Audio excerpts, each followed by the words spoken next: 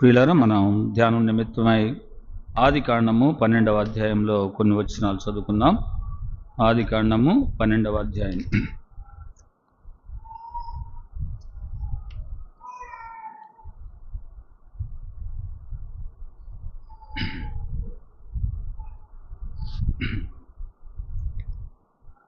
దేవుని వాక్యం పరిశుద్ధ గ్రంథము నుండి ఆదికాండము 12వ అధ్యాయము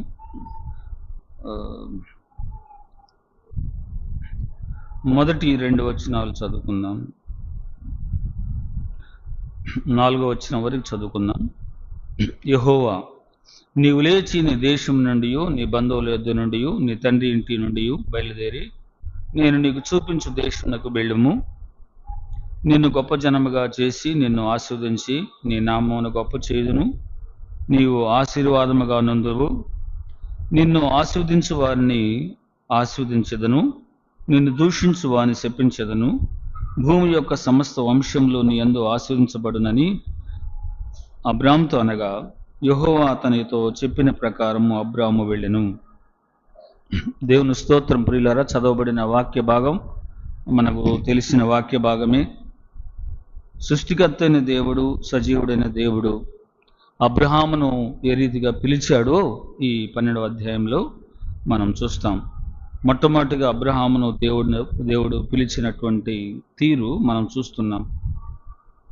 నిన్ను గొప్ప జనముగా చేస్తాను అని వాగ్దానం చేశాడు. నిన్ను ఆశీర్వదిస్తాను, నీ నామమును గొప్ప చేస్తాను, నీవు ఆశీర్వాదముగా ఉంటావు, నిన్ను ఆశీర్వదిస్తాను. ఇట్లా అబ్రహాంతో నిబంధన చేశాడు దేవుడు. మన దేవుడు సజీవుడైన దేవుడు, ఆయన సర్వాధికారి అయిన దేవుడు, సృష్టికర్త అయిన దేవుడు. ఆయన నిబంధన చేసి నెరవేర్చే దేవుడు, మాట ఇచ్చి నెరవేర్చే దేవుడు. అబ్రహాముతో నిబంధన చేశాడు, నెరవేర్చాడు. ఇస్సాకుతో నిబంధన చేశాడు, యాకోబుతో నిబంధన చేశాడు, నెరవేర్చాడు. క్రొత్త నిబంధనలో విశ్వాసులకు నిబంధన చేసి మాట ఇచ్చి నెరవేర్చాడు. ఆయన ప్రాణం పెడతా అన్నాడు, పాపుల కొరకు ప్రాణం పెట్టాడు, మరణంను జయించి తిరిగి లేచాడు, మాట ఇచ్చాడు, నెరవేర్చాడు. నేను తిరిగి వస్తానన్నాడు, ఆయన మాట ఇచ్చాడు, తప్పకుండా వస్తాడు. ఆయన మాట ఇచ్చి నెరవేర్చే దేవుడు, నిబంధన చేసి నెరవేర్చే దేవుడు. అబ్రహాం జీవితంలో ఒక అద్భుతమైన విషయం, నిబంధన చేసి ఆయన నెరవేర్చాడు అని మనం చూస్తున్నాం. 4వ వచనంలో గమనిస్తే, యెహోవా అతనితో చెప్పిన ప్రకారము అబ్రహాము వెళ్ళెను. పిలిచాడు అబ్రహామును దేవుడు పిలిచాడు. దేవుడు పిలిచిన ప్రకారము అబ్రహాము వెళ్ళాడు అని మనం చూస్తున్నాం. అనేక సందర్భాల్లో దేవుడు మనల్ని కూడా పిలుస్తూ ఉంటాడు. పిలిచినప్పుడు వెళ్ళాలి అని అబ్రహాం జీవితం ద్వారా మనం నేర్చుకుంటాం. అబ్రహాము వెళ్ళెను అనే మాట ఈ 12వ అధ్యాయం నుంచి చదువుకుంటే చాలా చోట్ల మనకు కనిపిస్తుంది. దేవుడు పిలిచాడు, అబ్రహాం వెళ్ళాడు. దేవుడు పిలిచాడు, అబ్రహాం వెళ్ళాడు. దేవుడు పిలిచినప్పుడల్లా అబ్రహాం వెళ్ళాడు. అబ్రహాం జీవితంలో ఒక విధేయత కనిపిస్తుంది. అబ్రహాము జీవితంలో ఒక విధేయత మనం చూస్తాం. అబ్రహాము దేవుడు పిలిచినప్పుడల్లా, వెళ్ళినప్పుడల్లా తన జీవితం వృద్ధి మనం చూస్తాం. అభివృద్ధి, ప్రోగ్రెస్ అంటాం. ఆయన జీవితంలో దేవుడు పిలిచినప్పుడల్లా వెళ్ళి అంతకంతకు ఎదిగి, ఆత్మీయంగా ఎదిగి, దేవునికి అతి దగ్గరగా, సమీపస్తుడుగా, దేవునికి స్నేహితుడుగా చివరకు అతను ముద్రించబడినట్లు మనం చూస్తాం. అబ్రహాము మూల పురుషుడు నుంచి మనం 2-3 ఆత్మీయ పాఠాలు మనం ఈ సందర్భంలో మనం నేర్చుకుందాం. దేవుడు పిలిచినప్పుడు వెళ్ళాలి. యవనస్తులను దేవుడు పిలుస్తాడు, వెళ్ళాలి. మధ్య వయసులో ఉన్న వారిని పిలిచినప్పుడు వెళ్ళాలి. ఆయన పిలిచినప్పుడు మనం వెళ్ళవలసిన వారమై ఉన్నాం. ఒక మాట 4వ వచనంలో మళ్ళా చూస్తే, యెహోవా అతనితో చెప్పిన ప్రకారము అబ్రహాము వెళ్ళెను. చెప్పిన ప్రకారం ఏమి చెప్పాడో అదే రీతిగా వెళ్ళాడు. మేము చదువుకున్న రోజుల్లో మందిరానికి మన బ్రదర్ చర్చిలోనే అప్పుడు అబ్రహాం గారు, సరస్వతమ్మ గారు, డేవిడ్ గారు, వరప్రసాద్ గారు, మేమందరం కలిసి ఉండేవాళ్ళం. సాగర్ నర్సరీ స్కూల్లో ఆరాధన జరిగేది. అబ్రహాం గారు తరచుగా చెప్తూ ఉండేవాడు, అయ్యా మీరు బాగా చదువుకొని ఉద్యోగాలు సంపాదించుకొని మరి ఉద్యోగాలు చేస్తూ దేవుని సేవ చేయాలి అని చెప్పేవాడు. ఆ మాట అక్షరాలుగా వరప్రసాద్ గారి జీవితంలో నెరవేరింది. ఆయన ఉద్యోగం చేస్తూ ప్రభు పని చేస్తున్నాడు. ఒక సందర్భంలో నేను మొట్టమొదటి జాయిన్ అయిన స్కూల్లో 30 సంవత్సరాలు పైబడి నేను బైబిల్ చక్కగా చదువుకోవడానికి దేవుడు నాకు సహాయం దయచేశాడు. టీచర్గా ఉంటూ ఇప్పుడు కొత్తగా ఇంకో స్కూల్కు మార్చారంట. అక్కడ బైబిల్ చదవడానికి అవకాశమే దొరకట్లేదు అని చెప్పాడు. సరే, నా విజ్ఞప్తి ఏంటంటే యవనస్తులు చదువుకొని, ఎందుకు ఈ ఉదాహరణ చెప్తున్నానంటే మనకు ఎగ్జాంపుల్గా కొంతమంది కనిపిస్తున్నారు. చదువుకొని ఉద్యోగాలు సంపాదించుకొని, ప్రభు ఇస్తాడు ఉద్యోగం, దేవుని సేవ చేయండి. ఇక దేని మీద మనసు పెట్టబాకండి. యవనస్తులు ముఖ్యంగా, పురుషులు సహోదరులు కూడా దేవుని సేవ చేయండి. ఆయన రాజ్య వ్యాప్తి విస్తారంగా జరగాలి, వర్ధిల్లాలి, ప్రబలాలి.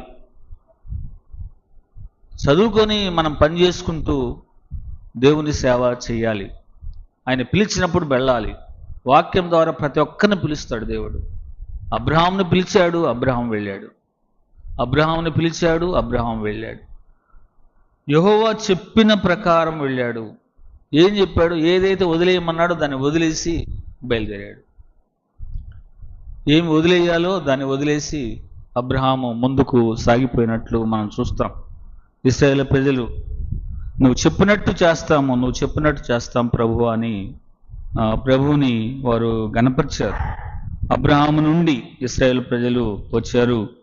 ఆ రీతిగా వారు చెప్పినట్లు, దేవుడు చెప్పినట్లు వెళ్ళారు. వారు ప్రపంచంలో ఆశీర్వదించబడిన జనాంగముగా, ప్రభువుని గణపరిచిన జనాంగంగా మనం చూస్తాం. ఆ ప్రకారం వాళ్ళు వెళ్ళారు. ఒక వచనం చూద్దాం. నిర్గమాకాండము 19వ అధ్యాయము. నిర్గమాకాండము 19వ అధ్యాయం.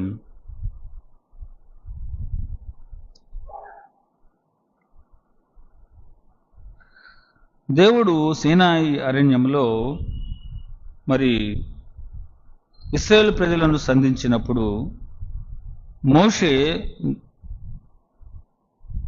మోషేతో పలికిన మాటలు 19వ అధ్యాయంలో మనం చూస్తాం. 4వ వచనం, 19:4. నేను ఐగుప్తీయులకు ఏం చేసితనో మిమ్మల్ని గద్దరెక్కల మీద మోసి నా యుద్ధకు మేము నెట్లు చేర్చుకుంటున్నో మీరు చూచితిరి కాగా, మీరు నా మాట శ్రద్ధగా విని నా నిబంధనను అనుసరించి నడిచిన ఎడల మీరు సమస్త దేశ జనులలో నా స్వకీయ సంపాద్యమగుదురు. సమస్త భూమియు నాదే కదా. మీరు నాకు యాజక రూపమైన రాజ్యముగాను పరిశుద్ధమైన జనముగాను ఉందరని చెప్పాను. అప్పుడు ఇశ్రాయేలు ప్రజలు ఏమన్నారు? 8వ వచనం. అందుకు ప్రజలు యెహోవా చెప్పినదంతయు చేసేదమని ఏకముగా ఉత్తరమిచ్చిరి. యెహోవా చెప్పినదంతా చేస్తాం అని ఏకంగా ఉత్తరం ఇచ్చారు. ప్రభువుని నమ్ముకున్నప్పుడు, బాప్తీసం తీసుకున్న తర్వాత, సంఘంలో చేర్చబడిన తర్వాత, నేను వాక్య ప్రకారం జీవిస్తాను, ప్రభు బిడ్డగా జీవిస్తాను, ఆయన చెప్పినట్లు వింటాను అని చాలా సందర్భాల్లో మనం ప్రమాణం చేసుకొని ఉంటాం, కానీ తప్పిపోతాం. ఇశ్రాయేలు ప్రజలు కూడా వాళ్ళు చేసిన ప్రమాణాలన్నీ తప్పారు. దేవుడు చేసిన వాగ్దానాలన్నీ దేవుడు నెరవేర్చాడు, కానీ ఇశ్రాయేలు ప్రజలు ఎన్నడూ మాట మీద నిలబడలేదు. మేము ఆయన చెప్పినట్టే చేస్తామన్నారు, ఆయన ఉన్నట్టే ఉంటామన్నారు, ఆయన మాత్రమే పూజిస్తామన్నారు, కానీ విగ్రహారాధన చేశారు. ఆయన ఏమి చేయొద్దన్నాడు అది చేసి శిక్షకు లోనైనట్లు మనం చూస్తాం. ఇది మనకు పాఠం. ప్రభు బిడ్డలుగా జీవిస్తున్న మనము ఆయనకు విధేయత కలిగి ఉండాలి. ఇశ్రాయేలు ప్రజలను దేవుడు ఎంతగా ఆశీర్వదించాడంటే, నిబంధనలు వారివి, అన్ని నిబంధనలు ఎంత గొప్పగా ఆశీర్వదించాడో. ప్రపంచంలో ఈ దినానికి, ఈ క్షణానికి కూడా ఇశ్రాయేలే దేవుని స్వాస్థ్యం అన్నట్టుగా కనిపిస్తుంది. అత్యంత తెలివి గలవారుగా వారిని చేశాడు, అత్యంత ధైర్యవంతులుగా వారిని చేశారు, అత్యంత ఐశ్వర్యవంతులుగా వారిని చేశారు. అత్యంత చిన్న దేశం అయినప్పటికీ ప్రపంచ దేశాలు వారిని చూసి గజగజలాడే విషయాలు మనకు కనిపిస్తున్నాయి. అత్యంత చిన్న దేశం అయినప్పటికీ ప్రపంచంలో వచ్చిన నోబెల్ ప్రైజెస్ అన్ని వారియే. అత్యంత జ్ఞానవంతులు వాళ్ళు. వారికి నిబంధన చేశాడు దేవుడు, దేవుడు నెరవేర్చాడు. మాట ఇచ్చాడు, నెరవేర్చాడు. ఆశీర్వదిస్తా అన్నాడు, ఆశీర్వదించాడు. హెచ్చిస్తా అన్నాడు, హెచ్చించాడు. ఆయన మాట ఇచ్చి నెరవేర్చేవాడు అని మనం జ్ఞాపకం చేసుకున్నాం. అబ్రహాముని గురించి మరొక వచనం కూడా చూద్దాం. రోమిలకు రాసిన పత్రిక 9వ అధ్యాయం. రోమిలకు రాసిన పత్రిక 9వ అధ్యాయం. రోమిలకు రాసిన పత్రిక 9వ అధ్యాయం. 9వ అధ్యాయము 4వ వచనం. 9:4. వీరు ఇశ్రాయేలీయులు దత్తపుత్రత్వమును మహిమయును నిబంధనలను ధర్మశాస్త్ర ప్రధానమును అర్చనాచారాదులను వాగ్దానములను వీరివి. ఇవన్నీ వీరి. ధర్మశాస్త్రము వారిది, అర్చనలు ఆచారాలు వారివి, వాగ్దానములు వారివి, దత్తపుత్రత్వం వారిది, మహిమ నిబంధనలు వారివి, సమస్తం వారియే. ప్రేమామయుడైన దేవుడు, కృపామయుడైన దేవుడు, కరుణాసంపన్నుడైన దేవుడు వారితో మనకు సమాధానము అనుగ్రహించాడు. సమాధానము అనుగ్రహించాడు. ఎఫెసీయులకు రాసిన పత్రికలో మనం చూస్తాం. 1వ అధ్యాయంలో 3వ వచనం నుంచి చదువుకుంటే, ఆయన చిత్త ప్రకారము, ఆయన సంకల్పము చొప్పున, ఆయన చిత్త ప్రకారము మనలను కూడా వారితో సమానం చేశాడు. క్రీస్తు యేసు ప్రభు రక్తమును బట్టి, ఆయన బలియాగమును బట్టి, దేవుడు తన ప్రేమను బట్టి మనలను కూడా చేర్చుకున్నాడు. ప్రపంచ దేశాల్లో అన్యులుగా ఉన్న క్రైస్తవులు, అంటే ఇశ్రాయేలుతో సహపౌరులు కానివారు, ఇప్పుడు సహపౌరులు అయ్యాము.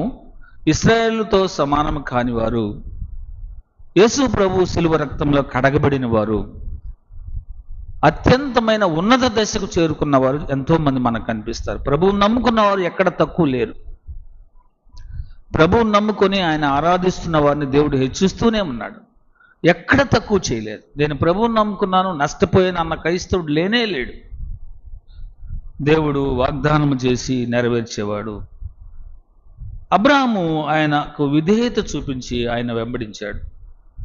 ఆదికాండం 12వ అధ్యాయంలో మనం గమనిస్తే, అబ్రహాము విధేయత చూపించిన వాడు, ప్రభువును వెంబడించి, సర్వాధికారైన దేవుడు వెంబడించి, సజీవుడైన దేవుని వెంబడించి ఒక గొప్ప జనాంగమునకు మూలపురుషుడుగా అయ్యాడు. అబ్రహాము బహుగా ఆశీర్వదించబడ్డాడు. అబ్రహాము నామము ఈనాటికి కూడా మనం గుర్తుపెట్టుకుంటున్నాం. సువర్ణాక్షరాలతో చరిత్రలో లిఖించబడింది. అబ్రహాము దేవుని పిల్లలకు మూలపురుషుడుగా, మనం విశ్వాసులకు మూలపురుషుడుగా, విశ్వాసులకు తండ్రిగా దేవుడు అతన్ని నియమించాడు. ఎంత గొప్ప ఆధిక్యత చూడండి. అబ్రహాముని గురించి మనం చదువుతాం. 12వ అధ్యాయము 10వ వచనం చదువుకుందాం. 12వ అధ్యాయము 10వ వచనం, ఆదికాండం. అప్పుడు ఆ దేశంలో కరువు వచ్చెను. ఆ దేశంలో కరువు భారముగా ఉన్నందున అబ్రాము ఐగుప్తు దేశంలో నివసించుటకు అక్కడికి వెళ్ళెను. ఈ భాగంలో, ఈ వచనంలో అబ్రహాం యొక్క అవిధేయత కనిపిస్తుంది. అబ్రహాము ఐగుప్తు దేశంలోనికి దిగిపోయెను అనే మాట మనం చూస్తాం. దిగిపోయినటువంటి అబ్రహాము జీవితం.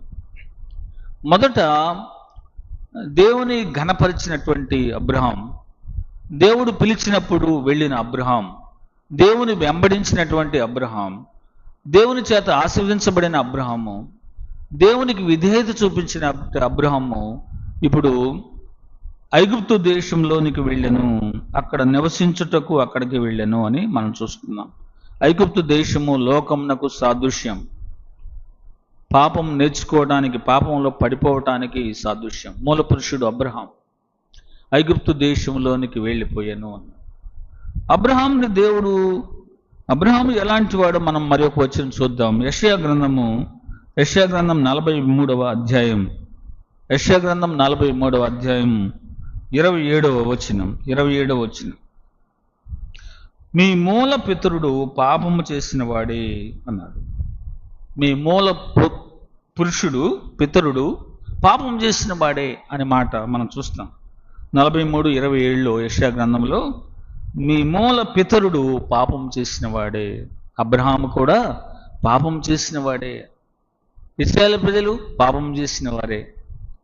వారు మాట ఇచ్చారు, మేము అలాగే చేస్తాం, అలాగే ఉంటాం అన్నారు. పాపం చేశారు.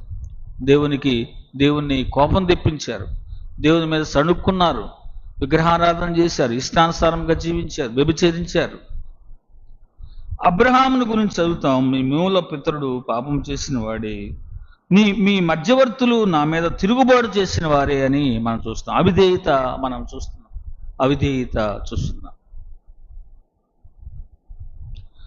దేవునికి అవిధేయతగా ఉండి అబ్రహాము నష్టపోయాడు, ఇశ్రాయేలు ప్రజలు నష్టపోయారు, శిక్షించబడ్డారు. దేవునికి అవిధేయతగా ఉండకూడదు అనే మాట మనం నేర్చుకుంటున్నాం. మనము అవిధేయులమై అలా నష్టపోకూడదు అనేది. అవిధేయతగా ఉంటున్నామా? జాగ్రత్తగా ఉండాలి.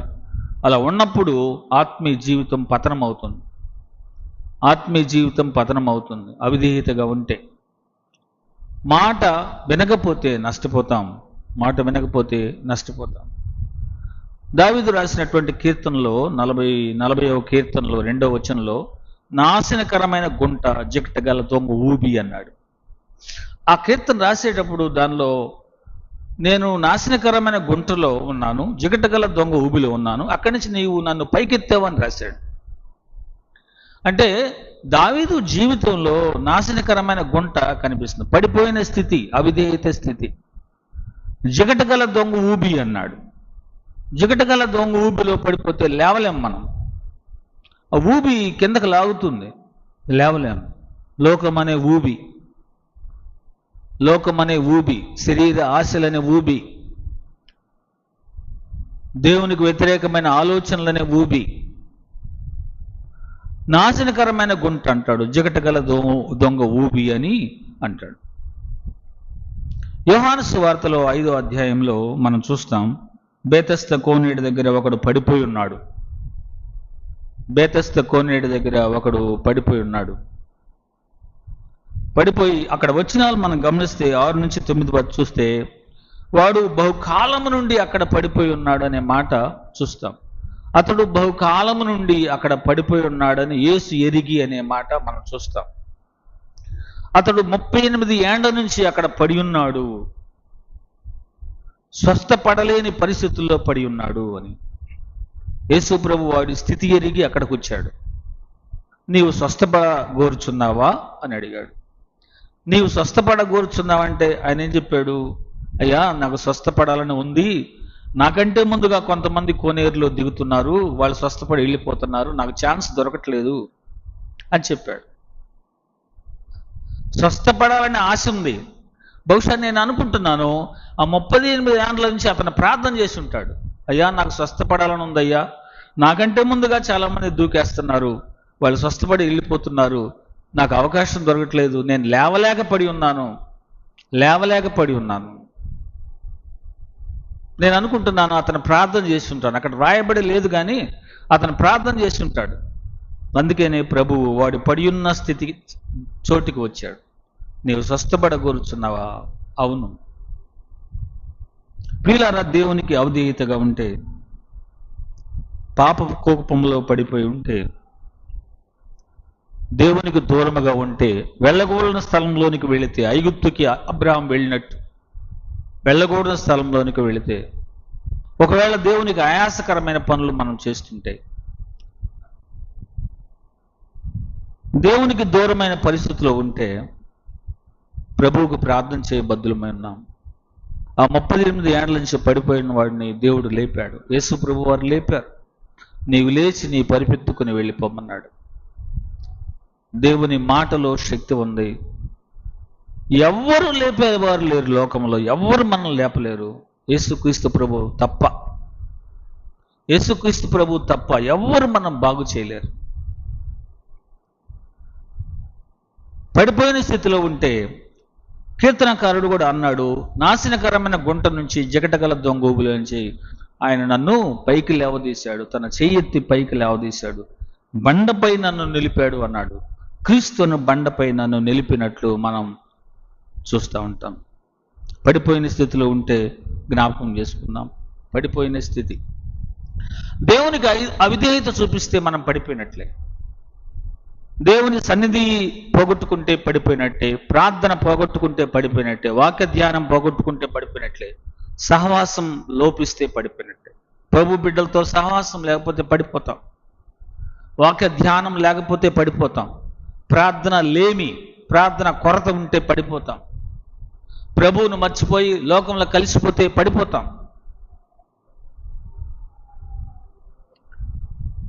దేవుడు పిలుస్తున్నప్పుడు చాలాసార్లు మనం నిర్లక్ష్యం చూపిస్తున్నాం, జ్ఞాపకం పెట్టుకోవాలి.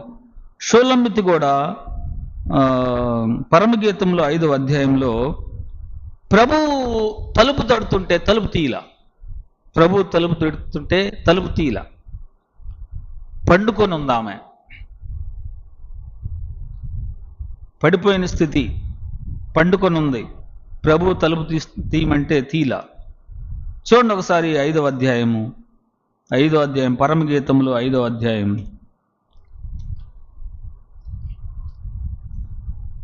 5వ అధ్యాయము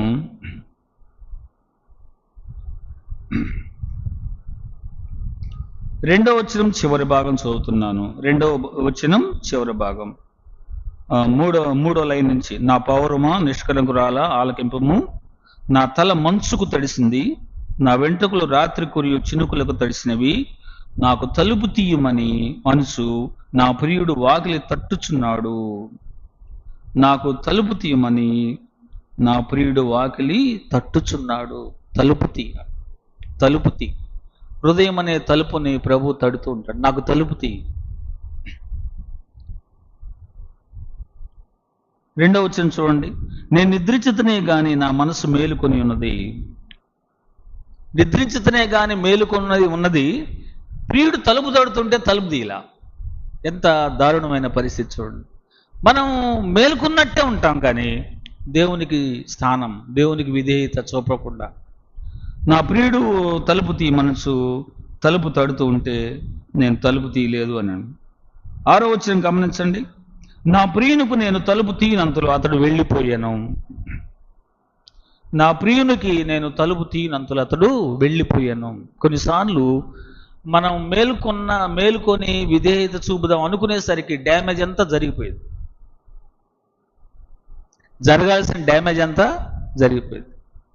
మనం ఇక ఈ చెడ్డ పని వదిలేద్దాం, ఈ పాడు పని వదిలేద్దాం, ఈ చెడ్డ సహవాసం వదిలిపెద్దాం, ఈ లోకాన్ని స్నేహించే విధానం వదిలిపెడదాం, ప్రభువు దగ్గరికి వద్దాం, ప్రభుతో ఉందామని అనుకునేసరికి, నిర్ణయం తీసుకునేసరికి జరగాల్సిన డ్యామేజ్ అంతా జరిగిపోతుంది. ఎంత ఆలస్యం! ప్రభువు హృదయం అనే తలుపు తడుతున్నప్పుడు, ప్రభువుకు విధేయులమై మన హృదయాన్ని తెరిచి ప్రభువును ఆహ్వానించినప్పుడు ఆయనతో మనతో సహవాసం చేస్తాడు. ఎంత ఆనందంగా ఉంటుందో. షూలమ్మితి మనం చదువుకున్న అధ్యాయం నుంచి కొంచెం ముందుకు పోతే, నా ప్రియును నేను కనుగొన్నాను అనే మాటలు కూడా మనం చూస్తాం. సంఘము ప్రభువును కనుగొనటం, ప్రభువును ఎదుర్కోవటం. సంఘము నిద్రిస్తే నష్టం సంఘానికి, సంఘము తలుపు తీగిపోతే నష్టం. దేవుడు లేని సంఘం వ్యర్థం. ఆ మాటలు అక్కడ మనం చూస్తాం. సరే, మనం ఆది కాండంలో అబ్రహామును మనం చూస్తాం. అబ్రహాము యొక్క అవిధేయత మనం చూస్తాం. మొదట విధేయుడుగా ఉన్నాడు, తర్వాత ఐగుప్తులోనికి దిగిపోయాడు, ఐగుప్తులో కొంత నష్టపోయాడు, అక్కడ ఉన్న రాజు హెచ్చరించాడు, మరలా అతను తిరిగి వచ్చినట్లు కూడా మనం చూస్తాం. అలాగే ప్రకటన గ్రంథంలో ఒక వచనం గమనిస్తే, ప్రకటన గ్రంథం 2వ అధ్యాయంలో 4-5 వచనాలు గమనిస్తే, ఎఫెసులో ఉన్న సంఘపు దూతకు ఎలాగూ రాయమని రాస్తూ, నీకున్న మొదటి ప్రేమను విడిచిపెట్టావు అని హెచ్చరిస్తూ ఉంటాడు. మొదటి ప్రేమను నీవు విడిచిపెట్టావు అని హెచ్చరిస్తూ ఉంటాడు. ప్రభువును నమ్ముకున్న ప్రారంభంలో చాలా ఆసక్తిగా పనిచేస్తారు. చిన్న చిన్న తొందరలు కలిగిన వెంటనే అవన్నీ విడిచిపెట్టి ఇష్టానుసారంగా మనం జీవిస్తూ ఉంటాం. మనకు ప్రభువు ముఖ్యం, ప్రభు పని ముఖ్యం. చిన్న చిన్న తొందరలకి మనం దేవుని సన్నిధి, దేవుని పని, దేవునితో సహవాసం విడిచిపెట్టకూడదు. ప్రకటన గ్రంథం 2వ అధ్యాయంలో మనం చూస్తే 3వ వచనం చదువుతున్నాను. నీవు సహనము కలిగి నా నామ నిమిత్తము భారం భరించి అలయలేదనియో నేను ఎరుగుదును, అయినను మొదట నీకుండిన ప్రేమ నీవు వదిలితివి అన్నాడు. మొదట నీకుండిన ప్రేమ వదిలేవు. నీవు మంచివాడవే, నీవు మంచిదానివే. 2వ వచనంలో నీ క్రియలను, నీ కష్టమును, నీ సహనమును నేను ఎరుగుదును, నీవు దుష్టులను సహింపలేవనియు అపోస్తులు కాకయే తాము అపోస్తులమని చెప్పుకున్న వారిని పరీక్షించి వారి అభక్తులని నీవు కనుగొంటువనియు నేను ఎరుగుదును, ఇవన్నీ ఎరుగుదును అన్నాడు. నువ్వు ఎలాంటి దానివో ఎలాంటి వాడివో నాకు తెలుసు, కానీ ఇప్పుడు నువ్వు ఎలా ఉన్నామంటే నీకు మొదటున్న ప్రేమను విడిచిపెట్టావు అన్నాడు. మొదటున్న ప్రేమను విడిచిపెట్టావు. 5వ వచనంలో అంటాడు, నువ్వు ఏ స్థితిలో నుంచి పడిపోయావో ఎలా ఉన్నావో అది జ్ఞాపకం చేసుకొని ఆ మొదటి క్రియ చెయ్యి మళ్ళా అన్నాడు. నీవు మొట్టమొదటి విధేయురాలుగా ఉన్నావు, విధేయుడుగా ఉన్నావు, ప్రేమ కలిగి ఉన్నావు, ప్రభు పనిలో ఉన్నావు, ఆసక్తిగా ఉన్నావు, ఏమి విడిచిపెట్టడం లేదు. కానీ అవన్నీ విడిచిపెట్టి నువ్వు ఇష్టానుసారంగా ఉన్నావు. ఒక మాట చూద్దాం. 2వ వచనంలో 3వ లైన్ చూడండి. తాము అపోస్తులు అని చెప్పుకొనుచు అపోస్తులు కాకుండా అపోస్తులు అని చెప్పుకున్నాడు. కొన్నిసార్లు దేవుని వాక్యం చెప్పే బోధకులు, దేవుని వాక్యం వివరించే పెద్దలు, ఆయా సంఘాల్లో వాక్యము వీళ్ళు ఎలాంటి వాళ్ళు కదా, వీళ్ళేంటి వాక్యం చెప్తున్నారు, వీళ్ళు పర్లేదు, వాళ్ళందరూ అలా ఉంటే నేను ఎందుకు ఉండాలి ఇంకా మంచిగా అని వాళ్ళని చూసి మనం దారి తప్పిపోయే అవకాశాలు, దారి తప్పిపోయేది. కొన్నిసార్లు సాటి విశ్వాసుల్ని పక్కన వాళ్ళని చూసి వాళ్ళు అంతా తెలిసి తప్పు చేస్తున్నారు, నేనెందుకు ఎంత పర్ఫెక్ట్గా ఉండాలి అంటే we're taking human beings as examples. Human బీయింగ్స్ని, మనుషుల్ని ఎగ్జాంపుల్గా తీసుకుంటున్నాం, అక్కడ నష్టపోతున్నాం. మనుషుల్ని ఉదాహరణగా తీసుకొని నష్టపోతున్నాం. ఎవరిని తీసుకోవాలి మనం? ప్రభు వైపు చూడాలి, ప్రభు వైపు చూడాలి. ఎవరు రక్షించారు మనల్ని? క్రీస్తు యేసు ప్రభు తన స్వరక్తం ఇచ్చి సంపాదించుకున్నాడు. యేసు ప్రభు తన ప్రాణం పెట్టాడు, అనుదినం మనల్ని కాపాడుతున్నాడు, పోషిస్తున్నాడు, ఆదరిస్తున్నాడు. అన్నీ ఆయన ఇస్తుంటే మనం మనుషులను చూస్తాం. వాళ్ళు అట్లున్నారు, ఇట్లున్నారు, వాళ్ళు విశ్వాసులే, వాళ్ళు సరిగా లేరు, ఇలా మనం నష్టపోతున్నాం. అబ్రహాం తోటి భార్య వెళ్ళిపోయింది, ఇద్దరు నష్టపోయారు, తిరిగి వచ్చారు. రూతు గ్రంథంలో ఎలిమెలెకు తోటి భార్య వెళ్ళిపోయింది, ఇద్దరు కుమారులు వెళ్ళారు, అందరూ నష్టపోయారు. ఒకరు వెళ్తే అందరూ మా నాన్న ప్రభువుని నమ్ముకున్నాడు, బ్రహ్మాండంగా ఉంటాడు, ఆయన కూడా దారి తప్పాడు, నేనెందుకు ఉండాలి దారిలో అని కొడుకులు, కుమార్తెలు, భార్య. కొన్నిసార్లు భార్య మంచి విశ్వాస అయితే ఆ మంచి విశ్వాసం ఇప్పుడు సరిగా లేదు, ఆమెను ఎగ్జాంపుల్గా తీసుకుంటే నేనెందుకు ఉండాలి? నష్టపోతున్నాం. ప్రభువును చూడలేదు, ప్రభువును చూడలేదు. ప్రాణం పెట్టిన ప్రభు, సజీవ లెక్కలు మనల్ని ఉంచిన ప్రభు, అనుదినం పోషిస్తున్న ప్రభు, సమస్తం మనకు ఇస్తున్న ప్రభు, మన రక్షకుడు, మన విమోచకుడు, మన దేవుడు, మనల్ని కాపాడుచున్నవాడు. ఆయన వైపు మనం చూడకుండా దారి తప్పిపోతున్నాం, మనుషులను ఉదాహరణగా తీసుకుంటున్నాం, మనుషులను ఉదాహరణగా అందుకనే సజీవుడైన దేవుడు, సర్వాధికారైన దేవుడు యెషయా గ్రంథంలో మాట ఇచ్చాడు, మీ మూల పితరుడు పాపము చేసిన వాడే. మీ మూల పితరుడు పాపం చేసిన వాళ్ళే. మనకు గైడ్ ఎవరు? పరిశుద్ధ గ్రంథం. మనకు గైడ్ ఎవరు? కాపరి ఎవరు? యేసుక్రీస్తు ప్రభు.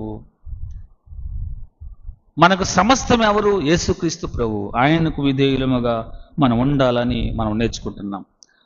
జెనసిస్లోని ఆది కాండంలోని 13వ అధ్యాయం 3-4 వచనాలు చదువుదాం. చూడండి, 3-4 వచనాలు. అతడు ప్రయాణం చేయుచు దక్షిణం నుండి బేతేలు వరకు, అనగా బేతేలుకును హాయికుని మధ్య తన గుడారము మొదట ఉండిన స్థలము వరకు వెళ్ళి తాను మొదట బలిపీఠం కట్టిన చోట చేరెను. అవిధేయత చూపించిన అబ్రహాము మరలా తిరిగి వచ్చాడు, మొదట ఉండిన స్థలమునకు వెళ్ళాడు, మొదట బలిపీఠం కట్టిన చోటికి చేరాడు, అక్కడ యెహోవా నామమున ప్రార్థన చేశాడు. తిరిగి వచ్చినటువంటి అబ్రహాం,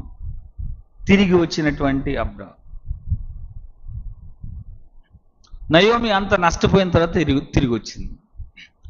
యోనాను దెబ్బ కొట్టిన తర్వాత తిరిగి వచ్చాడు. ఇలా ఎన్నో ఎగ్జాంపుల్స్ మనం చెప్పుకోవచ్చు. తిరిగి రావాలి అని నేర్చుకోండి. అబ్రహాం తిరిగి వచ్చాడు, హెచ్చించబడ్డాడు. అబ్రహాం తిరిగి వచ్చాడు, ఆస్వాదించబడ్డాడు. తిరిగి మొదటి స్థలానికి వచ్చాడు అని మనం చూస్తున్నాం. తిరిగి రావాల్సిన వారమై ఉన్నాం, తిరిగి రావాలి అని. తిరిగి వచ్చిన అబ్రహాంని మనం 22వ అధ్యాయంలో మనం చూస్తాం. 22వ అధ్యాయంలో మనం చూస్తాం. 22వ అధ్యాయంలో మోరియా దేశమునకు అనగా మోరియా పర్వతానికి, మోరియా కొండకు వెళ్ళిన అనుభవంలోనికి వచ్చాడు. కొండ ఎక్కిన అనుభవాన్ని మనం చూస్తాం అబ్రహాం జీవితంలో. తిరిగి వచ్చిన అబ్రహాము, ఆస్వాదించబడిన అబ్రహాము, ఎత్తైన ఉన్నతమైన స్థలంలోనికి వెళ్ళిన అబ్రహాం. తిరిగి వచ్చిన అబ్రహాంను దేవుడు పరీక్షించాడు. మిగతా అధ్యాయాల్లో మనం అబ్రహాం జీవితం ఎంత ప్రశస్తమైందో మనం చదువుకుంటాం. ఇక్కడ అబ్రహాం జీవితంలో దేవుడు అబ్రహాంను పరీక్షిస్తే గట్టిగా నిలబడ్డాడు. అందుకనే విశ్వాసులకు తండ్రిగా పిలువబడ్డాడు. అబ్రహాము కొండ అనుభవాన్ని మనం చూస్తాం. దిగిపోయిన అబ్రహాముని మనం అక్కడ 12వ అధ్యాయంలో మనం చూసాం. ఇక్కడ ఎత్తైన కొండ అనుభవాన్ని మనం అబ్రహాం జీవితంలో చూస్తాం. మోరియా పర్వతం మీద దేవుడు చూపించిన ఆ పర్వతం మీద, శిఖరం మీద బలి అర్పించడానికి వెళ్ళినప్పుడు అబ్రహాము అనుభవంలో మనం చూస్తే దేవుని స్వరము విన్నటువంటి అబ్రహాముని మనం చూస్తాం. పరిణతి చెందిన అబ్రహాం, కొండ అనుభవాన్ని, హెచ్చైన కొండ అనుభవాన్ని, హెచ్చింపబడిన అబ్రహాం. విధేయతగా ఉన్నప్పుడు దేవుడు హెచ్చిస్తాడు అని మనం చూస్తున్నాం. అబ్రహాము దేవునికి విధేయత కలిగి ఉన్నాడు. అబ్రహాము దేవుని నమ్మెను, అది అతనికి నీతిగా ఎంచబడేది. నీతిగా ఎంచబడి తిరిగి వస్తే పైకి ఎత్తబడతాం. విధేయత చూపిస్తే హెచ్చింపబడతాం. తిరిగి రావాలి. జారిపోతే తిరిగి రావాలి. తిరిగి రావాలి అంటే ఇక వేరే మార్గం లేదు. జారిపోతే తిరిగి రావాల్సిందే. వేరే మార్గం ఉందా? లేదు, ఎక్కడా లేదు. ఎక్కడా లేదు వేరే మార్గం. ఆయనే మన గురి, ఆయనే మార్గం, ఆయనే సత్యం. ఆయన దగ్గరికి రావాల్సిందే. అబ్రహాం తిరిగి వచ్చిన అనుభవంలో అతను మొదట చేరిన స్థలానికి వచ్చి అక్కడ బలిపీఠం కట్టి యెహోవా నామమున ప్రార్థన చేశాడు. అక్కడి నుంచి అబ్రహాం వెనక్కి తిరగలేదు. హెచ్చించబడ్డాడు అబ్రహాం. చివరికి 22వ అధ్యాయంలో బహుగా ఆస్వాదించాడు. ఒక మాట చదువుకున్నాం. 22వ అధ్యాయం ఆదికాండంలో, 22వ అధ్యాయం ఆదికాండం 16వ వచనం. నీకు ఒక్కడే అయ్యున్న నీ కుమారుని వెన్నుతీయక ఈ కార్యం చేసినందున నేను నిన్ను ఆస్వాదించి ఆకాశ నక్షత్రం వలన, సముద్ర తీరమందుల ఇసుక వలన నీ సంతానం నిశ్చయముగా విస్తరింపజేసేదను. నీ సంతతి వారు తమ శత్రువుల గవిని స్వాధీనపరచుకుందురు. మరియు నీవు నా మాట వినినందున భూలోకములోని జనములన్నీ నీ సంతానం వలన ఆశీర్వదించబడును. నా తోడని ప్రమాణం చేస్తున్నానని యెహోవా సెలవిచ్చినాడు. ఎంత నిబంధన, ఎంత వాగ్దానం, ఎంత గంభీరమైన సత్యం. ఎంతగా అబ్రహాంను దేవుడు నా మాట విన్నావు, నువ్వు తిరిగి వచ్చావు. నా మాట విన్నావు, నువ్వు ఈ పర్వతం ఎక్కావని. పర్వత శిఖర అనుభవంలోనికి క్రైస్తవుడు రావాల్సిన అవసరం. పర్వత శిఖర అనుభవం, ఎత్తైన అనుభవం, ఉన్నతమైన స్థలముల్లోనికి వెళ్ళారు. దావీదు కీర్తన రాస్తూ నా కాళ్ళను లేడి కాళ్ళ వలె చేసి ఉన్నాను. 18వ కీర్తనలో ఈ మాట ఉంది. నా కాళ్ళను లేడి కాళ్ళ వలె చేస్తున్నావు. ఎత్తైన స్థలంలో నన్ను ఉంచావని మనం కీర్తన కూడా పాడుకుంటాం. నా కాళ్ళను లేడి కాళ్ళగా చేసి ఎత్తైన స్థలంలో ఆయన ఉంచాడని కీర్తన కూడా మనం పాడుకుంటాం. ప్రభువు సన్నిధికి వస్తే, తిరిగి వస్తే యోవేలు గ్రంథంలో ఒక మాట చూద్దాం. యోవేలు గ్రంథము 752వ పేజీలో, యోవేలు గ్రంథము 752వ పేజీలో యోవేలు గ్రంథంలో ఒక వచనం చూద్దాం. 2వ అధ్యాయము 12వ వచనం. ఇప్పుడైనా మీరు ఉపవాసం ఉండి కన్నీళ్లు విడుచుచు దుఃఖించుచు మనఃపూర్వకంగా తిరిగి నా యొద్దకు రండి. అవిధేయత చూపించి బలహీనంగా ఉన్నామా? సమస్యలు ఉన్నాయని బలహీనంగా ఉన్నాం. చాలామంది క్రైస్తవుల్లోనే సమస్యలు వచ్చినప్పుడు, కష్టాలు వచ్చినప్పుడు, రోగాలు వచ్చినప్పుడు వేరే మార్గాలు వెతుకుతూ ఉంటాం. వేరే మార్గాలు. ప్రభువు దగ్గరికి రారు. అది చాలా ఘోరమైన పరిస్థితి. తిరిగి రండి అన్నాడు. నా యొద్దకు రండి అన్నాడు. తిరిగి నా యొద్దకు రండి. ఉపవాసం ఉండి ప్రార్థన చేస్తూ కన్నీరు విడిచుచు దుఃఖముతో మనపూర్వకముగా, హృదయపూర్వకముగా తిరిగి రండి, మనస్ఫూర్తిగా తిరిగి రండి అని తిరిగి రావాలి. లోకంలో ఉన్నాం, శరీరంతో ఉన్నాం. పడిపోయిన పరిస్థితులు రావచ్చు, అవిధేయత పరిస్థితులు రావచ్చు, బలహీనమైన పరిస్థితులు రావచ్చు, కష్టాల్లో ఉన్నాం. కానీ తిరిగి వచ్చే అనుభవంలోనికి రావాలి. పశ్చాత్తాప అనుభవంలోనికి రావాలి. ప్రతి క్రైస్తవుడు రావాల్సిందే. ఆయన సజీవుడైన దేవుడు, సర్వాధికారైన దేవుడు, అద్భుతంలో ఆశ్చర్యకార్యం చేసే దేవుడు. తప్పక సహాయం. తిరిగి రావాలి. తిరిగి రావాలనే మాట మనం జ్ఞాపకం పెట్టుకుందాం. 2వ అధ్యాయం యోవేలు గ్రంథంలో 2వ అధ్యాయము 25వ వచనం చూద్దాం. మీరు కడుపార తిని తృప్తి పొంది మీ కొరకు వింత కార్యములు జరిగించిన మీ దేవుడైన యెహోవా నామమును స్తుతించున్నట్లు నేను పంపిన మిడతలను, గొంగళి పురుగులను, పసర పురుగులను, చీడ పురుగులను అను నా మహాసైన్యం తినివేసిన సంవత్సరముల పంటను మీకు మరలా ఇత్తును అన్నాడు. మీరు తిరిగి వస్తే మరలా ఇస్తా. మీరు అవిధేయత చూపించారు, నాకు దూరముగా ఉన్నారు, నన్ను సరిగా ఆరాధించటం లేదు, అవిధేయత కలిగి ఉన్నారు. కాబట్టి నేను మీ మీదకి మిడతలను పంపించాను, గొంగళ పురుగులను పంపించాను, పసర పురుగు పంపించాను, చీడ పురుగులను పంపించాను. నేను పంపించిన ఈ మహాసైన్యాన్ని అంతా మీ పంటంతా, మీ అభివృద్ధి అంతా తినేసింది. అయితే మీరు వస్తే నేను అవన్నీ మళ్ళా ఇస్తాను. మీరు వస్తే ఇస్తాను, తిరిగి వస్తే ఇస్తాను. అబ్రహాం తిరిగి వచ్చాడు, ఆస్వాదించబడ్డాడు, ఆ కొండ అనుభవంలోనికి వెళ్ళాడు, ఉన్నతమైన అనుభవంలోనికి వెళ్ళాడు. ప్రభు అడిగాడు, నీవు ప్రేమిస్తున్న నీ ఒక్కగానొక్క కుమారుడు నాకు ఇవ్వమంటే అబ్రహాము వెనుకంజ వేయలేదు, ఎక్కడ వ్యతిరేకంగా ఒక్క చిన్న మాట కూడా అనలేదు. కొండ శిఖర అనుభవం అంటే అదే. మోరియా పర్వతానికి వెళ్ళు, అక్కడ ఆ పర్వతానికి వెళ్ళంటే వెళ్ళాడు, బలేర్పించమంటే బలేర్పించడానికి సిద్ధపడ్డాడు. దేవుడు బహుగా అబ్రహామును దీవించినట్లు మనం చూస్తాం. తిరిగి వచ్చే అనుభవం మనకు ఉండాలి అని నేర్చుకుంటున్నాం. తిరిగి వస్తే హెచ్చరించబడతాం, తిరిగి వస్తే హెచ్చరించబడతాం. యెహెజ్కేలు గ్రంథంలో మరి ఒక వచనం చదువుకుందాం. యెహెజ్కేలు గ్రంథం 36వ అధ్యాయం. యెహెజ్కేలు గ్రంథం 36వ అధ్యాయం. యెహెజ్కేలు గ్రంథం 36వ అధ్యాయం. 36వ అధ్యాయంలో 10వ వచనం, 10-11 వచనాల్లో 10-11 వచనాలు. మీ మీద మానవ జాతిని అనగా ఇశ్రాయేలు అందరినీ విస్తరింపజేసేదను. నా పట్టణమునకు నివాసులు ఒత్తురు, పాడైపోయిన పట్టణములు మరలా కట్టుదును అన్నాడు. మీ మీద మనుషులను, పశువులను విస్తరింపజేసేదను. అవి విస్తరించి అభివృద్ధి నుందును. పూర్వమున్నట్టు మిమ్మను నివాస స్థలముగా చేసి మునుపటి కంటే అధికమైన మేలు మీకు కలుగు చేస్తుందని. ఈ మాట కోసం తీశాను నేను. మునుపటి కంటే అధికమైన మేలు మీకు కలుగు చేసేదను. తిరిగి వస్తే ఆశీర్వాదం. మునుపటి కంటే అధికమైన మేలు కలుగు చేసేది. ప్రియులారా, జ్ఞాపకం పెట్టుకుందాం. అవిధేయత ఉంటే ప్రభువు దగ్గరికి తిరిగి రావాలి. మొదట ఉండిన ప్రేమను మనం చూపాలి. ప్రభువులో మొదట ఎంత యాక్టివ్గా, హుషారుగా, చురుగ్గా మనం పనిచేసామో అలా పనిచేయాలి. దేవుని పని ఎంతో ప్రశస్తమైంది, విలువైంది.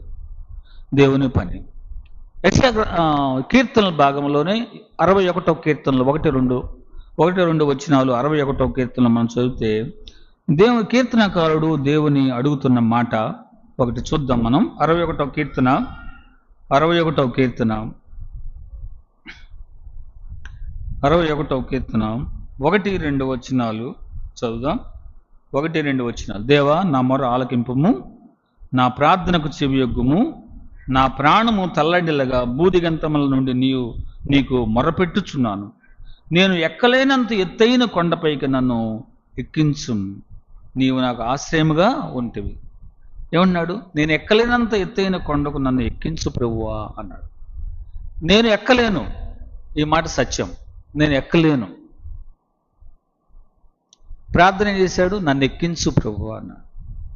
ఆశ, ప్రభువులో ఎదగాలని ఆశ, ప్రభువును ఘనపరచాలని ఆశ, ప్రభువుతో సహవాసం చేయాలని ఆశ, వాక్యములో ఆనందించాలని ఆశ, ఆ తృష్ణ, ఆ కోరిక, ఒక బలమైన కోరిక. నేను ఎక్కలేనంత కొండకు నన్ను ఎక్కించు ప్రభువా. ఎక్కించేది ఎవరు? ఎక్కించేవాడు ఉన్నాడు, దేవుడు, మన రక్షకుడు, మన విమోచకుడు. ఆయన ఎక్కిస్తాడు, మనం ఎక్కలేము. ప్రార్థనలో నడిపించు ప్రభువా, వాక్యంలో నడిపించు ప్రభువా, విశ్వాస జీవితంలో బలంగా నడిపించు ప్రభువా, సహవాసంలో బలంగా నడిపించు ప్రభువా. నా మట్టుకు నేను అనుకుంటున్నాను కానీ చేయలేకపోతున్నాను, మీరు నన్ను నడిపించండి ప్రభు అని ప్రభు సన్నిధిలో మనం ప్రార్థన చేయబద్దులమైన. ప్రభు సన్నిధిలో ఎలా వేడుకోవాలి? నేను ఎక్కలేను ప్రభువా, ఎక్కించు ప్రభువా. ప్రార్థన నాకు సరిగా రావటం లేదు, నడిపించు ప్రభువా. రాత్రి ప్రియులు ప్రసాద్ గారు జ్ఞాపకం చేశారు. ప్రార్థనలు నడిపించేది ఆయన. తన ఆత్మ ద్వారా ప్రార్థనలో నడిపించేది మన రక్షకుడే, మన దేవుడే. పరిశుద్ధాత్మ దేవుడు మనల్ని ప్రార్థనలో నడిపిస్తాడు అని రాత్రి వాక్యం మనం జ్ఞాపకం చేసుకున్నాం. కాబట్టి ఎక్కలేనంత కొండకు నన్ను ఎక్కించేది ఎవరంటే ఆయనే. నువ్వు నేను కాదు ఎక్కేది, మన సొంత ఆలోచనలతో మనం ఎక్కలేం.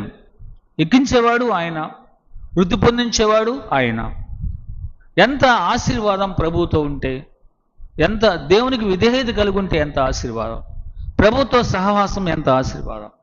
లోకంలో చెడ్డ పనులన్నీ చేస్తూ, చెడ్డ సహవాసం చేస్తూ, సాతానుడితో సహవాసం, శరీర ఆశలు కోరికలు తీర్చుకుంటూ ఇష్టానుసారంగా తిరిగే ఆ భయంకరమైన జీవితం నుంచి ప్రభువు కాపాడతారు. ప్రభుతో సహవాసం ఎంత ఆనందకరంగా ఉంటుంది. అబ్రహాము దేవునితో సహవాసం చేశాడు. ఎక్కలేనంత ఎత్తుకి ఎదిగిపోయాడు. ఎక్కలేనంత ఎత్తుకి అబ్రహాము ఎక్కించబడ్డాడు. అబ్రహాము విశ్వాసులకు మూల పురుషుడుగా మనం చూస్తూ ఉన్నాం. మత్తయి సువార్తలోనే ఒక వచనం చూద్దాం. మత్తయి సువార్త 17వ అధ్యాయం. మత్తయి సువార్త కొండ అనుభవం ఇక్కడ ఒకటి చూద్దాం మనం. మత్తయి సువార్త 17వ అధ్యాయంలో యేసుక్రీస్తు ప్రభు తన శిష్యులలో 3 తీసుకుని ఆ కొండకు వెళ్ళాడు. మొదటి వచనం చదువుకుందాం. 6 దినములైన తర్వాత, మత్తయి సువార్త 17వ అధ్యాయం, యేసు పేతురును, యాకోబును, అతని సహోదరుడైన యోహాను వెంటబెట్టుకుని ఎత్తైన యొక్క కొండ మీదకి ఏకాంతముగా పోయి వారి ఎదుట రూపాంతరము పొందెను. కొండ ఎక్కితే రూపాంతరం చూశారు వీళ్ళు. కొండ ఎక్కే అనుభవం, ప్రభువుతో సహవాసం చేస్తూ, వాక్యం ధ్యానం చేస్తూ, ఆయన్ని స్తుతిస్తూ ఉంటే, ఘనపరుస్తూ ఉంటే ఎత్తైన కొండ అనుభవం మన జీవితంలో అనుభవించవచ్చు. పేతురుని వెంట పెట్టుకుని వెళ్ళాడు, యాకోబుని వెంట పెట్టుకుని వెళ్ళాడు, యోహాను వెంట పెట్టుకుని వెళ్ళాడు. ఎత్తైన కొండ అనుభవంలోనికి వెళ్ళాడు. ఎత్తైన కొండకి ఏకాంతముగా వాళ్ళు వెళ్ళారు, ప్రభువుతో ఉన్నారు. అక్కడ యేసు ప్రభు రూపాంతరం చూశారు. ఎంత ధన్యకరమైన జీవితం. సర్వాధికారి అయిన దేవుని యొక్క ముఖ వర్చస్సు వాళ్ళు చూశారు. ఆ ముఖ కాంతి చూశాడు. ఆయన రూపాంతరం, ఆయన ఎవరో, ఎంతటి వాడో, ఎంత హెచ్చైన వాడో, ఏమై ఉన్నాడో, ఎంత గొప్పవాడో ఆయన చూశారు. ఎప్పుడు చూడగలం? ఎత్తైన అనుభవంలోనికి వెళ్ళినప్పుడు. ఎత్తైన కొండ శిఖరానికి. పేతురు రాసిన పత్రికలో, రెండో పత్రికలో ఆ పరిశుద్ధ పర్వతము అని రాశాడు. ఆ పర్వతం, ఆ కొండ పరిశుద్ధ పర్వతం. పరిశుద్ధ పర్వతంలోకి వాళ్ళు వెళ్తే ఆయన రూపాంతరం పొందగా వారు చూశారు. ఆయన ముఖము సూర్యుని వలె ప్రకాశించింది. ఇది ఎత్తైన కొండ అనుభవంలోకి చూస్తాం. అబ్రహాము మోరియా పర్వతం మీద అక్కడ బలి అర్పించడానికి వెళ్ళినప్పుడు దేవుని స్వరము విన్నాడు. అంతకుముందు ఏమో నువ్వు రా అని పిలిస్తే విన్నాడు. ఇప్పుడు అసలు సిసలైన స్వరం ఏంటంటే, నువ్వు మంచోడివి అన్నాడు, నిన్ను ఆశీర్దిస్తా అన్నాడు, నిన్ను గొప్పవాడిని చేస్తాను, అసలు నువ్వు నా మాట విన్నావు అన్నావు, నువ్వు కాదనలేదు, నీ కుమారుని ఒకగానొక కుమారుని ఇవ్వటానికి నువ్వు వెనుదీయలేదు, అసలు నువ్వు ఏంటి, నువ్వు సామాన్యుడువా, నువ్వు ఎంత గొప్ప విశ్వాసివి. దేవుని చేత మెప్పు పొందినటువంటి అబ్రహాముని మనం అక్కడ చూస్తాం. ఇక్కడ కూడా ఎత్తైన అనుభవంలోనికి, విశ్వాస వ్యక్తిగత జీవితంలో ప్రభుతో సహవాసం చేస్తే మంచి అనుభవం మనకి కలుగుతుంది. ఆయన ముఖము సూర్యుని వల్లే ప్రకాశించింది. ఇంకా ఏమన్నారు అక్కడ? ఆయన స్వరము విన్నారు. అక్కడ మోషేను చూశారు, ఏలియాను చూశారు. అబ్బా, ఎంత అద్భుతం! యేసు ప్రభు ఎవరు అనే మాట కూడా విన్నారు. 5వ వచనంలో గమనిస్తే, ప్రకాశమానమైన ఒక మేఘం వారిని కమ్ముకొనెను, ఇదిగో ఈయన నా ప్రియ కుమారుడు, ఈయన యందు నేను ఆనందించుచున్నాను, ఈయన మాట వినుడని ఒక శబ్దము మేఘములో నుండి పుట్టెను. ఇదంతా విన్నారు. పేతురు విన్నాడు, యాకోబు విన్నాడు, యోహాను విన్నాడు. ప్రభువుతో సహవాసం, ప్రభువుతో కలిసి వారు సహవాసం చేసినప్పుడు ఎత్తైన కొండ మీదకి ఆయన ఎవరిని తీసుకెళ్ళారు? ఆయన ప్రేమించిన వారిని తీసుకెళ్ళారు. యేసు ప్రభుకి ఎవరిష్టమో, యేసు ప్రభుని అంతగా ఎవరు ప్రేమిస్తున్నారో, ఈ రెండు మిక్సింగ్ అన్నమాట. అవినాభావ సంబంధం ఉన్నాయి రెండింటికి. యేసు ప్రభు తనకిష్టమైన వారిని 3 పిలిచాడు. ఇక్కడ ప్రశ్న ఏంటంటే, కొండ కింద కొంతమంది ఉన్నారు, కొండ మీద కొంతమంది. కొండ మీద యేసు ప్రభు ఉన్నారు, యోహాను ఉన్నాడు, పేతురు ఉన్నారు, యాకోబు. ప్రభు ప్రకాశమానమైన ముఖం చూశారు, దేవుని స్వరం విన్నారు. ఆ తేజస్సు చూశారు. కిందున్న వాళ్ళకి స్వరం లేదు. మోషే కొండ శిఖరం మీదకి వెళ్ళి ప్రభువుతో సహవాసం చేశాడు 40 రాత్రులు 40 పగళ్ళు. సీనాయి పర్వతం 40 రాత్రులు 40 పగళ్ళు ప్రభువుతో సహవాసం చేస్తే అసలు మోషే ముఖము తేజస్సుతో నిండిపోయిందంట. ఆ కాంతిని చూడలేకపోయారు ఇశ్రాయేలు ప్రజలు. కొండ కింద ఉన్న వాళ్ళు ఇప్పుడు 2 గుంపులు మనం చూడవచ్చు. కొండ మీద ప్రభువుతో ఉన్నవాళ్ళు, ఎత్తైన అనుభవం కలిగిన వాళ్ళు. కొండ కింద ఉన్న ఇంకొక గుంపు. మనం ఏ గుంపులో ఉంటున్నాం? అనుదినం వాక్య పారాయణం చేసుకోవాలి. ఏ సమయంలో అయినా ప్రార్థన చేసుకోవచ్చు. ప్రభువుని ప్రార్థించాలి. ప్రభువుతో సహవాసం కలిగి ఉన్నారు. ఏ పరిస్థితులైనా ఎలాగైనా ప్రభువుతోనే సహవాసం కలిగి ఉండాలి. అలా ఉన్నప్పుడు ఎత్తైన అనుభవంలోకి మనం వెళతాం. ఇక్కడ వీరి జీవితం ఎంత ధన్యకరమైందో, ఎంత ఆస్వాదించబడిందో మనం చూస్తాం. ఎత్తైన కొండ అనుభవంలోనికి వారు చేరారు. ఈ అనుభవం వ్యక్తిగతంగా మనం అనుభవించాలి. విశ్వాస జీవితంలో మనం పడిపోకుండా జాగ్రత్తగా ఉన్నాము. విధేయత కలిగి ఉన్నాం. ప్రభువుని గణపరిచే జీవితం కలిగి ఉన్నాం. ఎత్తైన కొండపై ప్రభువు స్వరం వినగలగాలి. ప్రభువు తేజస్సును మనం చూడాలి. మరొక వచనం మనం చూద్దాం. 2వ పేతురు రాసిన పత్రిక, అపోస్తలుడైన పేతురు రాసిన 2వ పత్రిక. ఇదే మాటలో రిపీట్ అవుతాయి. మనం ఒకసారి చదువుకుందాం. మొదటి అధ్యాయము 2వ పత్రిక 1వ అధ్యాయం 17వ వచనం.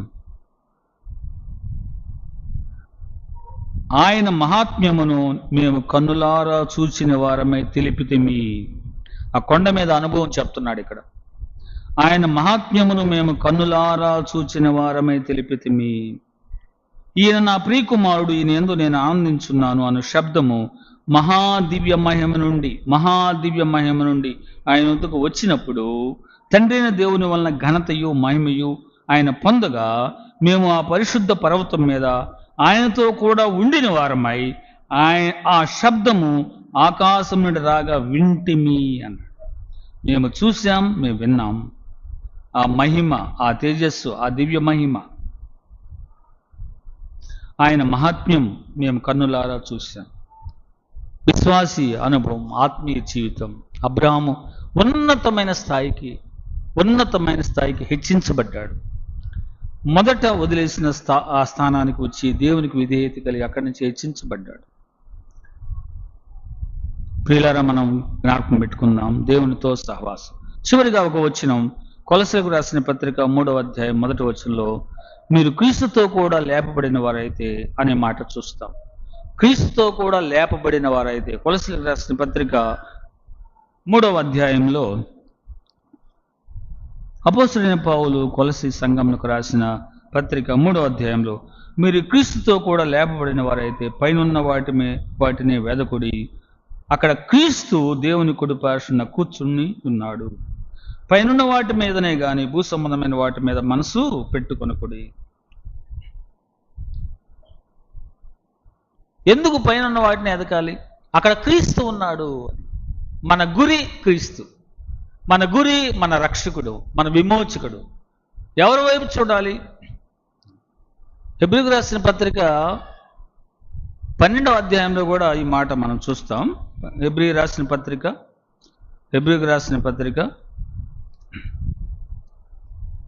12వ అధ్యాయం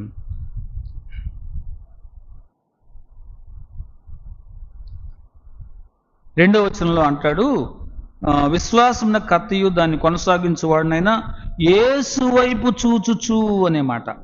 యేసు వైపు చూచుచు మన ఎదుట ఉంచబడిన పందెములో ఓపికతో పరిగెత్తుదము. యేసు వైపు చూస్తూ అన్నాడు. అబ్రహాము ఎవరి వైపు చూసింటాడు? దేవుని వైపు చూశాడు. నేను సంతానం, ఆయన వాగ్దానం చేశాడు, సంతానం ఇచ్చాడు. అక్కడ వెయిట్ చేసేవారితో చెప్పాడు, మేము తిరిగి వస్తాం, బలి అన్నాడు. ఆయన విశ్వాసం చూడండి. దేవుని వైపు చూశాడు, నష్టపోలేదు. దేవుని వైపు చూశాడు, హెచ్చించబడ్డాడు. దేవునితో సహవాసం చేశాడు, బహుగా ఆశీర్వదించబడ్డాడు. మనం కూడా ప్రభువుతో సహవాసం చేద్దాం. ఎత్తైన కొండ అనుభవంలోనికి మన ఆత్మీయ జీవితం ఎదుగులాగన ప్రార్థన ద్వారా, వాక్య పఠనం ద్వారా, సహవాసం ద్వారా ప్రభువును విడిచిపెట్టకుండా మనం ప్రభువుతో సహవాసం చేస్తూ మునుపటి కంటే అధిక మేలు ఇస్తాడు. ఆయన తిరిగి మరలా ఇస్తాడు. ఆయన దగ్గరికి వస్తే ఇస్తాడు. ఎక్కడ బలహీనంగా ఉన్నామో ఆత్మీయంగా పరిశీలన చేసుకుందాం. ఎక్కడ పడిపోయామో ఆత్మీయంగా పరిశీలన చేసుకుందాం. ప్రశ్నించుకుందాం, ప్రభు నేను బలహీనంగా ఉన్నాను, నన్ను బలపరచు ప్రభువా. మనం దిగిపోయి అవిధేయత చూపించి లోకం వైపు చూసి, శరీరం వైపు చూసి ఏమీ సాధించలేం.